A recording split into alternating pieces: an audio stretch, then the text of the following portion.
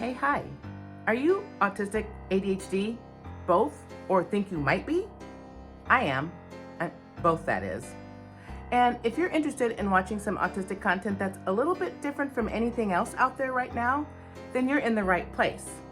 With that said, I will see you on the other side because today I want to talk about movies.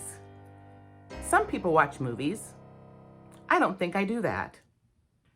Movies to me are almost like architectural structures that, I can walk through and touch and, see everything that's in the space.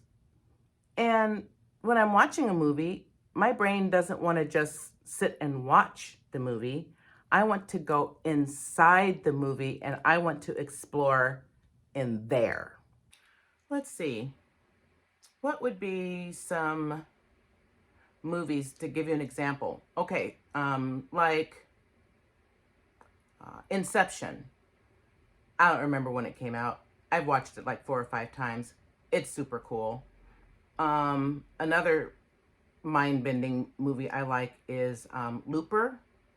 Specialized assassins that loop themselves back in time to the future.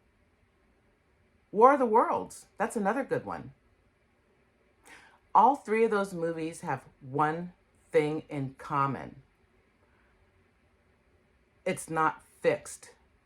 The time's not fixed, or the planet's not fixed. The dimensions aren't fixed.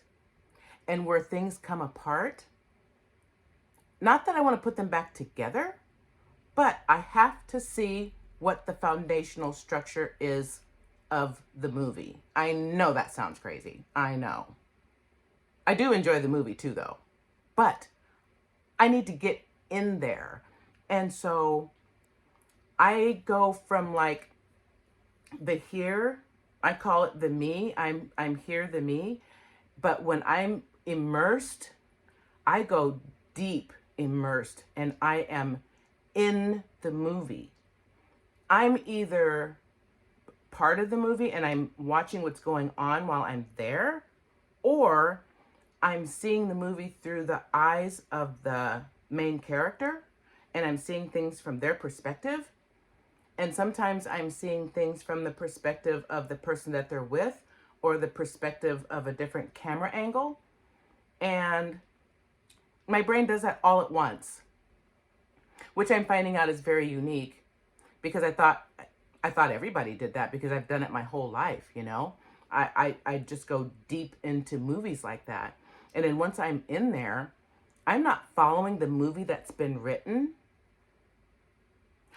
I'm trying to map out other possibilities like, oh, I remember that from this scene way back then, and this hooks up with that. And then I saw this person like blink and wave their arm over here. So this means that.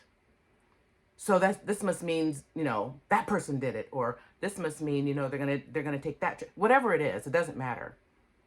My brain is constantly filtering out like this, like feelers, trying to find all of the little patterns and all of the connections and everything like that. And so if you have a brain like mine, I have no support to offer you. I think it's cool. I love what my brain does. But I am finding out that not a lot of people can do that. But if you are like me, I need you to know you're not alone. I go deep into those movies and that's fun for me. And that's why if a movie doesn't catch my attention, like within the first 10 minutes, I've got nothing. I might sit there and watch it if I'm like with my husband and he likes the movie, but I hate it. Okay, that's a strong word. I dislike it vehemently. I'll just go into, not into, I'll go out to the there, wherever there is. I don't know where I go, people, but I'll go out to the there, and then I'll just build my own foundation and my own scaffolding within inside the structure of the movie. And then I will like update the characters and maybe change their names and, maybe change, the plot line or the storyline and, change it to something that's, better. But anyway, with all of that said, what I end up doing is running everything from every direction everywhere all at once. And like I said, sometimes I'm one character, sometimes I'm two, sometimes I'm all of them, and sometimes I'm all of them and the camera angles all at once. And and here's the interesting part. When I'm rambling around in the there and I'm rambling through movies and figuring out what's going on and asking questions, making decisions, changing outcomes, changing plots, all of that. How do I say it? It's not loud or chaotic. I'm making it sound chaotic because, I talk with my hands and I flap my hands, and this is, more acceptable than, doing it the other way. You know what I mean? And so it's not loud, it's not chaotic. It just is. And I'm just there, and I'm looking around, and I'm, like doing stuff, and it's cool. It's more like I'm moving, through the movie and through the characters. And sometimes not even the character. Sometimes I might be the building or the structure, or I might be the planet. You know what I mean?